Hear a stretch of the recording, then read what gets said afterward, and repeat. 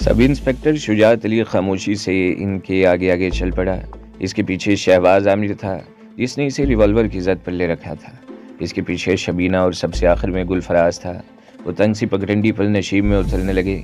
वो खंडरात तकरीबन 100 फीट नीचे नशीब में थे और वहाँ तक पहुँचने का यही एक रास्ता था जिस पर वो चल रहे थे। इस पगडंडी के दाएं तरफ अमूदी ढलान थी और बाएं तरफ चट्टान सी उठी हुई थी। नशीब में उतरने के लिए एक और कुशादा रास्ता भी था, लेकिन वो तकरीबन एक फलांग दाएं तरफ था। शुजात अली को यकीन था कि हामिद इस रास्ते से अपनी कार लेकर खंडरों तक पहुंचा होगा। वो बलूचिस्तान से आने वाले असले से आदमियों की नज़रों में आ गया और अपनी जान से हाथ धो बैठा। हामिद हसन ने मरने से पहले बताया था कि वो 3 आदमी थे। इसने किसी लड़की का जिक्र नहीं किया था। मुमकिन है लड़की इसके सामने ना आई हो। अगर ये लोग वो नहीं थे जिन्होंने हामिद हसन को कत्ल किया था, तो फिर ये कौन थे? उन्होंने बताया था कि वो पिकनिक से वापस आ रहे हैं और इसकी कार देखकर रुक गए थे। लेकिन उन्हें कैसे पता चला कि खंडरात में कोई लाश पड़ी है और ये कि वो लाश इसके साथी की है? वो लोग घाटी से उतर कर खंडरात में पहुंच गए। शुजात अली एक जगह रुक गया। आगे चलो, जहाँ तुम्हारे साथी की लाश पड़ी है, शहबाज आमिर ने इसे जोरदार ठोकर मारते हुए कहा। शुजात अली फिर आगे चलने लगा। वो खंडरनुमा मकान के ऊपर से घूमता हुआ इसी जगह पहुँच गया जहाँ हामिद हसन की लाश पड़ी थी। इस वक्त सूरज गुरूब हो रहा था, धूप ख़त्म हो गई थी और शाम का धुंधलका फैल रहा था। अपने साथी का अंजाम देख लिया तुमने, शहबाज आमिर ने कहा। तुम भी बहुत जल्द इसके पास पहुंचने वाले हो और किसी को भी पता नहीं चलेगा कि पुलिस के 2 फर्शनास ऑफिसर कहाँ गायब हो गए। इसे तुमने कत्ल किया है? शुजात अली ने पूछा। और कौन कर सकता है? आमिर ने कंधे उचकाए। तो तुम लोग नूरी खालिद के आदमी हो, शुजात अली ने इसे घूरा। बहुत जल्द समझ गए। शहबाज आमिर के होंठों पर मकरूर सी मुस्कुराहट आ गई। तुम लोग नूरी खालिद के खुफिया अड्डे का पता चलाने चाहते थे।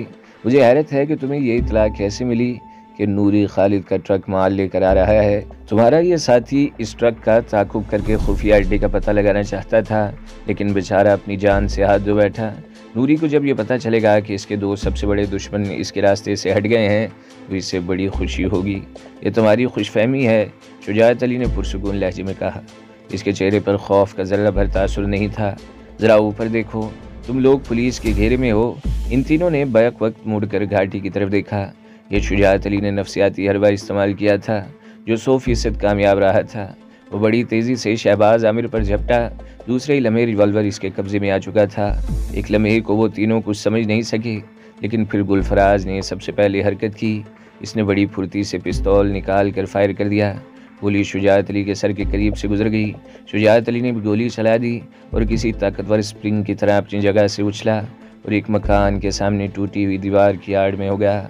वो तीनों भी एक खंडर की दीवार के पीछे छलांग लगा चुके थे। शहबाज आमिर ने शुजात अली का रिवॉल्वर छीना था, जो अब दोबारा शुजात अली के कब्जे में आ चुका था। आमिर ने पतलून की जेब से अपना पिस्तौल निकाल लिया। वीराना फायरिंग की आवाज़ से गूंज उठा। शहबाज आमिर और गुलफराज अंधाधुंध गोलियां चला रहे थे, जबकि शुजात अली संभल कर एहतियात से फायर कर रहा था। वो अपने रिवॉल्वर की गोलियां ज़ाया नहीं करना चाहता था। शबीना के पास किसी किस्म का असला नहीं था। वो खंडरों की आड़ लेती हुई अपने साथियों से दूर हट रही थी ताकि फायरिंग की जद में ना जाए। दूसरी तरफ शुजात अली भी खंडरों की आड़ लेता हुआ घाटी की तरफ बढ़ रहा था। शाम का अंधेरा गहरा हो गया था। शुजात अली एक दीवार की आड़ में सीने के बल दींग रहा था। दीवार के इख्तिताम पर वो रुक गया। अगला खंडर तकरीबन 10 फीट के फासले पर था। शुजात अली ने दोनों हाथ ज़मीन पर टिका दिए। इसने इस तरह पोजीशन ली थी जैसे कोई खिलाड़ी दौड़ने के लिए तैयार हो, और फिर वह उठकर बड़ी तेज़ी से दूसरे खंडर की तरफ दौड़ा। अभी वो रास्ते के वस्त में था कि गुलफराज की चलाई हुई गोली जन्नाटे की आवाज़ पैदा करती हुई इसके सर के ऊपर से गुजर गई। इसने ज़ोरदार जकंद भरी। एक और फायर हुआ, लेकिन शुजात अली इस गोली से भी महफूज रहा। वो दीवार के पीछे रेत पर गिरा और संभल कर दीवार की आड़ लेकर गोली चला दी। इसके फ़ौरन ही बाद मुखालिफ सिमत से आने वाली गोली दीवार के कोने पर लगी। शुजात अली फुर्ती से पीछे हट गया। इसने इधर उधर देखा। अंधेरा पूरी तरह फैल चुका था। वो जिस रास्ते से घाटी से उतरे थे वो इन खंडरात से तकरीबन 50 गज के फासले पर था। रास्ते में 2-3 छोटे छोटे टीले थे। करीब तरीन टीला भी तकरीबन 10 गज के फासले पर था और शुजात अली सोच रहा था कि अगर इनसे पहले घाटी तक पहुंच जाए तो बच सकता है। गुलफराज और शहबाज आमिर भी शायद इसकी नीयत भांप गए थे और वो इसका रास्ता बंद करने की कोशिश कर रहे थे। इस वक्त अचानक ही सन्नाटा तारी हो गया। शुजात अली को यकीन था कि वो दोनों घात लगाए बैठे हैं और मौका मिलते ही इस पर फायरिंग शुरू कर देंगे। اس نے چند سیکنڈز مزید انتظار کیا اور پھر اچانک ہی دیوار کے آڑ سے نکل کر ٹیلے کی طرف دوڑ لگا دی۔ اس کے ساتھ ہی فائرنگ کا سلسلہ دوبارہ شروع ہو گیا۔ گولیاں اس کے آس پاس گھوم رہی تھیں اور دوڑتا رہا اور پھر ٹیلے کے پیچھے چھلانگ لگا دی۔ ٹیلا زیادہ بڑا نہیں تھا، اگر وہ اٹھ کر کھڑا ہوتا تو ٹیلے کے اوپر سے اس کی کھوپڑی کو نشانہ بنایا جا سکتا تھا، اس لیے اٹھ کر کھڑا ہونے کے بجائے وہ کونیوں اور گھٹنوں کے بل آگے بڑھتا رہا۔ دوسری طرف سے فائرنگ ایک بار پھر بند ہو گئی۔ شجاعت علی دوڑتا ہوا دوسرے ٹیلے کی آڑ میں پہنچ گیا۔ اس پر اس مرتبہ بھی گولیاں چلائی گئیں، لیکن تاریکی اور شجاعت کی پھرتی اور برق رفتاری کے باعث کوئی گولی نشانے پر نہیں بیٹھی۔ دوسرا ٹیلا نسبتاً اونچا تھا اور گھاٹی پر جانے والا راستہ یہاں سے تقریباً 30 گز کے فاصلے پر تھا۔ درمیان میں صرف ایک ٹیلا حائل تھا۔ دفعتاً دوڑتے ہوئے قدموں کی آواز سن کر شجاعت علی نے اچک کر دیکھا۔ عامر یا گلفراز دوڑتا ہوا گھاٹی والے راستے کی طرف جا رہا تھا۔ شجاعت علی نے ریوالور کا رخ اس کی طرف کر کے ٹریگر دبا دیا۔ اسٹرک کی آواز ابھر کر رہ گئی، ریوالور خالی ہو چکا تھا۔ شجاعت علی کے پورے جسم میں سنسنی کی ایک لہر دوڑ گئی۔ اس نے خالی ریوالور بیلٹ میں اڑس لیا اور تاریکی میں ادھر ادھر دیکھنے لگا۔ دوڑنے والے شخص کے قد اور تیز رفتاری سے اس نے اندازہ لگا لیا تھا کہ وہ شہباز عامر ہے۔ گلفراز قد میں نسبتاً چھوٹا اور خاصا بھاری بھرکم تھا، وہ اتنی تیزی سے نہیں دوڑ سکتا تھا۔ عامر نے آگے نکل کر اس طرح پوزیشن لے لی تھی کہ شجاعت علی اس کی نظروں میں آئے بغیر گھاٹی والے راستے پر نہیں پہنچ سکتا تھا۔ اس نے پیچھے مڑ کر دیکھا، پیچھے چند فٹ دور ایک کھڑ سا تھا جو زمین میں گہری دراڑ کی طرح بائیں طرف دور تک چلا گیا تھا۔ شجاعت علی سوچ رہا تھا کہ اگر وہ اس دراڑ میں پہنچ جائے تو ان کی نظروں میں آئے بغیر اس کھڈ کے اندر ہی اندر چلتا ہوا بائیں طرف کسی اور راستے سے اس نشیب سے نکل کر سڑک تک پہنچ سکتا تھا۔ وہ بھی فرار کے امکانات کا جائزہ لے رہا تھا کہ ٹیلے پر سرسراہٹ کی آواز سن کر چونک گیا۔ اس نے سر اٹھا کر دیکھا، اس کے ساتھ ہی اس کا دل اچھل کر حلق میں آ گیا۔ آسمان پر چمکتے ہوئے ستاروں کے پس منظر کی مدھم سی روشنی میں گلفراز ٹیلے پر کھڑا تھا۔ اس کے ہاتھ میں پستول بھی صاف نظر آ رہا تھا جس کا رخ شجاعت کی طرف تھا۔ تمہارا ڈرامہ اب ختم ہو چکا، شرافت سے اٹھ کر کھڑے ہو جاؤ، کوئی گڑبڑ کرنے کی کوشش کی تو کھوپڑی اڑا دوں گا۔ گلفراز کے حلق سے بیڑیے کی سی گراہٹ نکلی۔ شجاعت کے منہ سے بے اختیار گہرا سانس نکل گیا۔ اس نے گلفراز کے کہنے پر عمل کرنے میں ہی یافیت سمجھی۔ وہ حامد حسن کا انجام دیکھ چکا تھا اور ویسے بھی اب وہ مقابلہ کرنے کی پوزیشن میں نہیں تھا۔ اس کا ریوالور خالی ہو چکا تھا۔ وہ خاموشی سے اٹھ کر کھڑا ہو گیا اور گردن گھما کر دوسری طرف دیکھنے لگا۔ شہباز عامر بھی اب اسی طرف آ رہا تھا۔ تم لوگ قانون کی گرفت سے نہیں بچ سکو گے، شجاعت علی نے کہا۔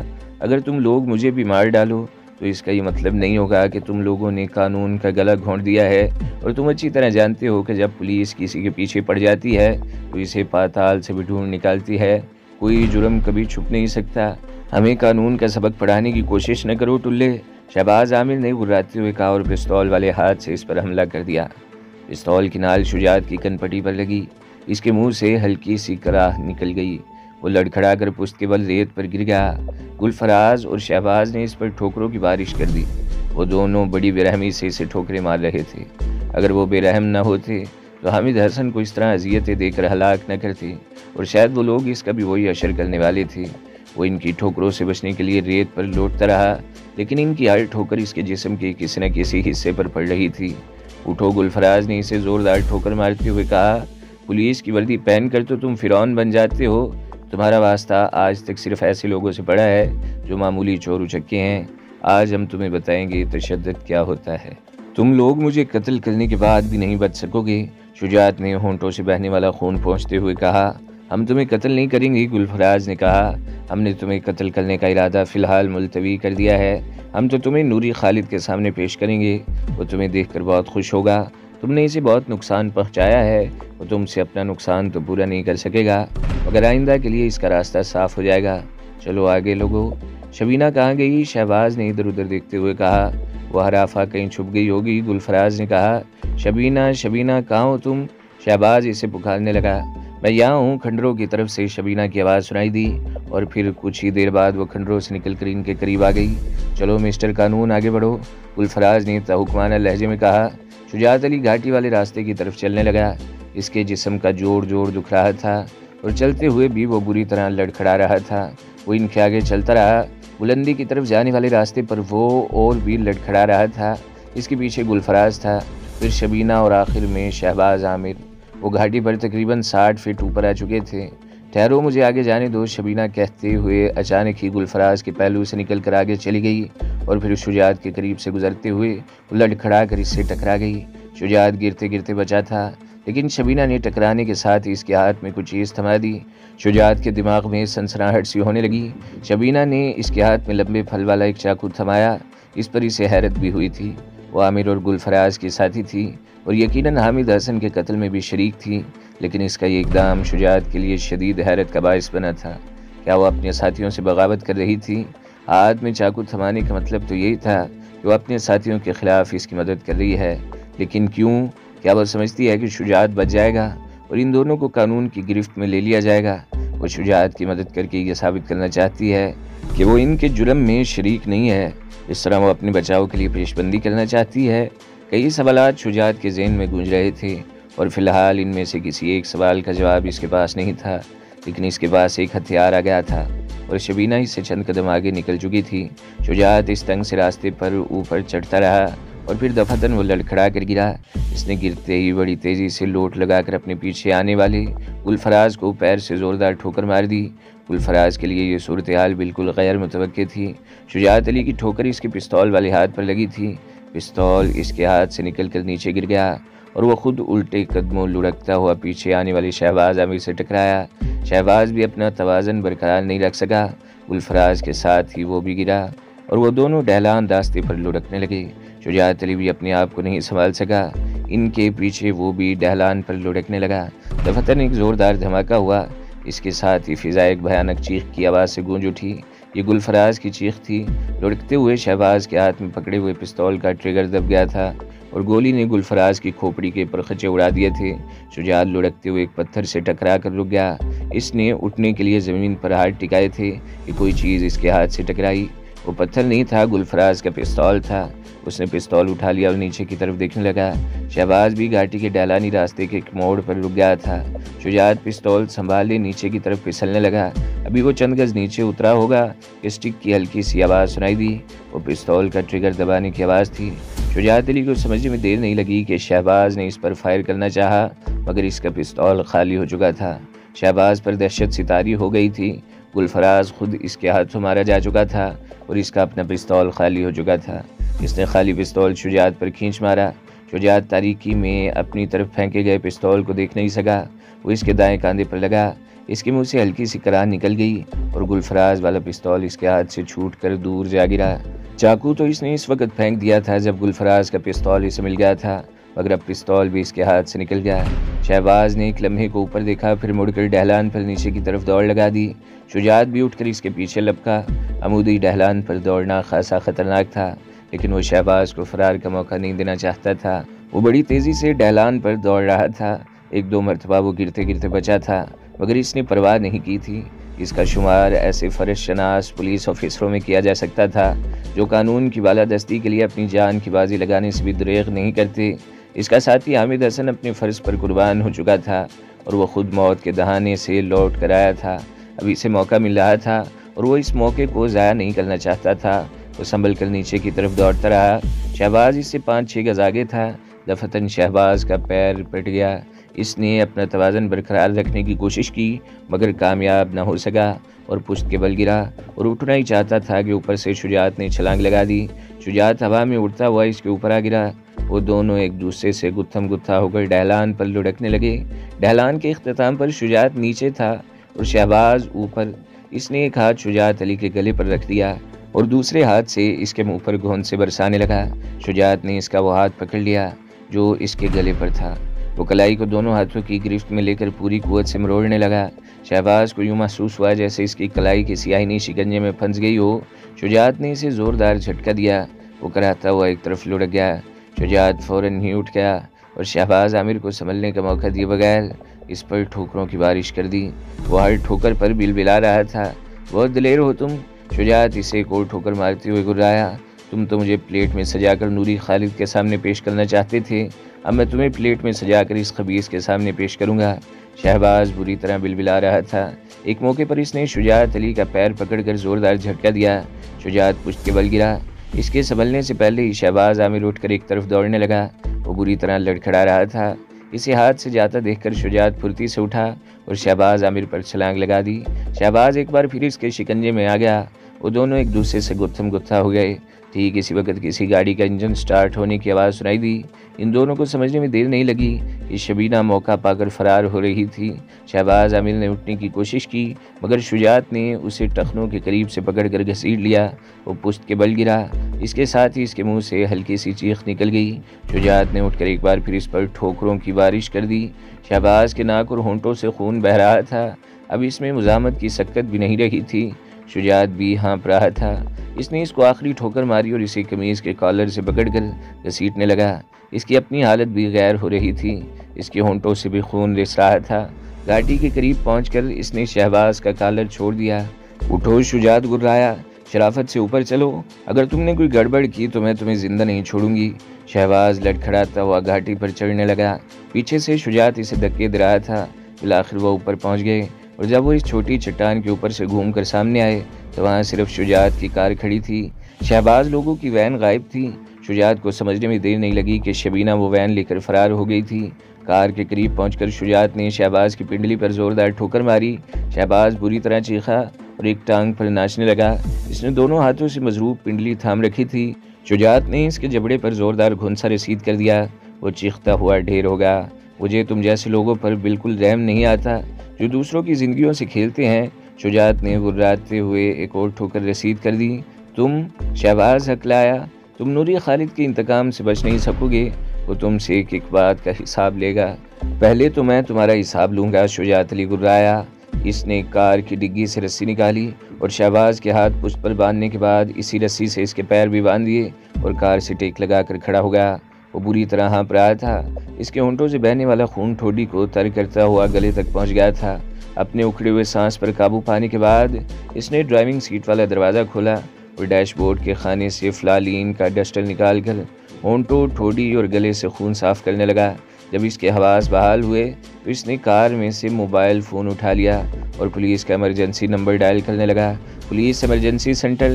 دوسری طرف سے فوراً ہی کال ریسیو کر لی گئی۔ میں سب انسپکٹر شجاعت علی بول رہا ہوں۔ شجاعت نے کہا، ایک خطرناک مجرم میری تحویل میں ہے، میں بھی زخمی ہوں، مجھے مدد کی ضرورت ہے، یہاں 2 لاشیں بھی ہیں، قریب ترین تھانے کو اطلاع کر دی جائے۔ شجاعت ایک لمحے کو خاموش ہوا، پھر اپنی لوکیشن بتانے لگا۔ سب انسپکٹر شجاعت علی دوسری طرف سے بولنے والے کے لہجے میں حیرت تھی۔ اپنا فون نمبر بتائیے۔ شجاعت نے اپنا موبائل فون نمبر بتایا۔ آپ فون بند کریں، میں ابھی آپ کو رنگ کرتا ہوں، دوسری طرف سے کہا گیا۔ سب انسپکٹر شجاعت نے فون بند کر لیا۔ یہ ضابطے کی کارروائی تھی۔ ایمرجنسی سینٹر پر کوئی اطلاع دینے والے کا فون نمبر لے لیا جاتا تھا اور پھر اس نمبر پر رنگ کر کے اس امر کی تصدیق کی جاتی تھی کہ واقعی اطلاع درست ہے یا کسی نے مذاق کیا تھا۔ تصدیق کے بعد ہی کوئی کارروائی کی جاتی تھی۔ تقریباً 3 منٹ بعد شجاعت کے فون کی گھنٹی بجی۔ اس نے فوراً ہی کال ریسیو کر لی۔ ابھی آپ نے پولیس ایمرجنسی سینٹر کو فون کیا تھا؟ دوسری طرف سے پوچھا گیا۔ ہاں، میں سب انسپکٹر شجاعت علی ہوں، اس نے جواب دیا۔ مجھے فوری مدد درکار ہے۔ ایسائی حامد حسن کو قتل کر دیا گیا ہے، یہاں ایک اور شخص کی لاش بھی پڑی ہے اور ایک مجرم میری تحویل میں ہے۔ میں انسپکٹر شیر علی بول رہا ہوں، دوسری طرف سے کہا گیا۔ تم وہاں کیسے پہنچ گئے؟ لمبی کہانی ہے، تفصیل بعد میں بتاؤں گا۔ مجرموں کی ایک ساتھی فرار ہونے میں کامیاب ہو گئی، مجھے شبہ ہے کہ وہ اپنے اور ساتھیوں کو لے کر نہ پہنچ جائے۔ پریشان مت ہو، اپنا خیال رکھو، میں گاڑی بھیج رہا ہوں، دوسری طرف سے کہا گیا اور اس کے ساتھ ہی لائن منقطع ہو گئی۔ شجاعت نے اپنا فون بھی آف کر دیا اور ڈرائیونگ سیٹ پر اس طرح بیٹھ گیا کہ دروازہ پوری طرح کھلا چھوڑ دیا اور پیر باہر کی طرف لٹکا دیے۔ تم نے جو کچھ بھی کیا ہے اپنے حق میں اچھا نہیں کیا، شہباز نے کہا۔ وہ کار سے تقریباً 5 فٹ دور زمین پر پڑا تھا۔ شبینہ نوری خالد کے پاس پہنچ چکی ہوگی اور نوری کے آدمی پولیس سے پہلے یہاں پہنچ جائیں گے اور پھر تمہارا جو حشر ہوگا اس کا تصور بھی نہیں کر سکتے۔ وہ تمہیں تمہارے ساتھی سے بھی زیادہ خوفناک طریقے سے ماریں گے۔ تو دوستو، اگلی قسط سننے کے لیے ہمارے چینل کو ضرور سبسکرائب کریں، ویڈیو کو لائک کریں اور بیل کے آئیکن پر بھی کلک کر دیں تاکہ ہر جو آنے والی ویڈیوز ہیں وہ آپ کو سب سے پہلے ملتی رہیں۔